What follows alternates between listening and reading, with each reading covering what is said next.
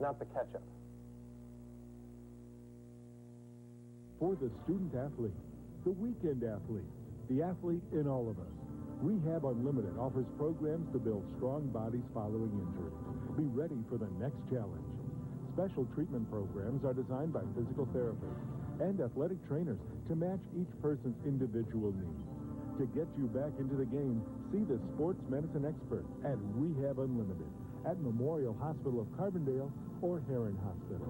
Be ready for tomorrow's challenge.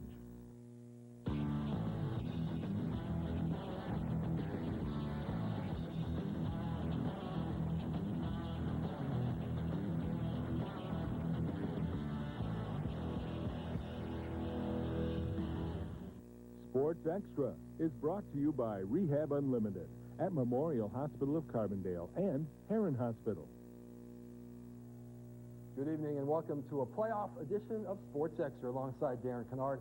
I'm Ricky Thine. Coming up, we'll have another record-setting day for SIU's Carlton Carpenter and volleyball regional final action from across the area. But we start with the football playoff. And no better place to start than Benton. The IHSA chose to alter the brackets for travel, but not for conference matchups in the first round of the playoffs. As a result, River to River Ohio co-champs Benton and Harrisburg went head-to-head this afternoon in Benton. Scoreless battle until late in the half when Ronnie Seif plowed in from 10 yards out, 7-0 Bulldogs at the half.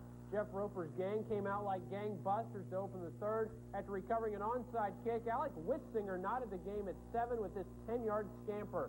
But on the last play of the third, Harrisburg tried a 36-yard field goal from Scott Way, and it had just enough to hit the crossbar and bounce through for a 10-7 lead. The Bulldog defense held the rest of the way as Harrisburg, once a long shot for the postseason, is now headed for round 2. The thing you got to understand is most of these kids I've coached since they're 6 years old. You know, it makes it kind of tough on me because I was scared to death at one time that we were going to be, you know, a 4 and 5 ball club. And, God, I just can't say enough about it. You know, they've come so far. 10-7 your final. The Bulldogs advance to host Newton next week. Congrats to Jeff Roper and crew on another fine season that ends at 8-2. Two more river-to-river teams met in Metropolis as the Patriots, the other co-champ in the Ohio, welcomed DuQuoin from the Mississippi. Massac County head coach Kelly Glass hoping his prayers would be answered today, but he certainly wasn't praying for this.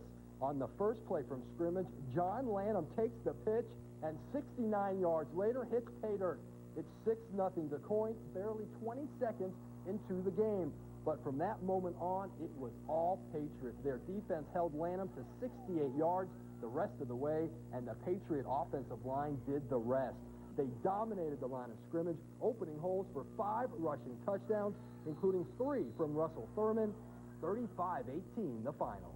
Never beat DuQuoin, and they're a tremendous football program with great tradition, and it may be as big a win as we've ever had. Our whole team did good. Defense did good. We played what we were supposed to, and our offense stepped up like they should. The deep offensive line was awesome today. We got to go to Mount Carmel next week, and we got to take about 1,000 or 2,000 people with us. We got to whoop them. Hey, Mount Carmel. The Patriots improved to 9-1, while the Indians finished their season at 7-3. Next up for Massac, the long haul to unbeaten Mount Carmel. The top-seeded Aces drilled Freeburg 47-6. We got to whoop them. The Nashville Hornets had to be licking their chops when they saw Shelbyville as their playoff matchup. The 6-3 Rams and Independent, playing essentially a two-way schedule, didn't appear to stand much of a chance against the unbeaten Hornets. But as they say, that's why they play the game after the national anthem, of course. In the opening quarter, Justin Morris capped an 18-play, 82-yard drive with this 2-yard plunge. 7-0 Hornets. It was 7-6 at the half. It was still 7-6 in the fourth when Morris struck again with another touchdown.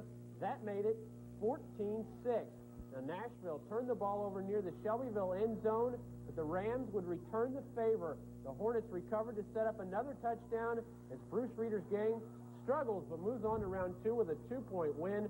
21-19 the final. The unbeaten Hornets will host Breeze Mater Dei next week. In Class 2A, Cesar Valliere hosted Carterville for the second time this season, and for the second time they needed overtime to decide the winner. It didn't look that way early on. The Lions stunned the Red Devils as Josh Crane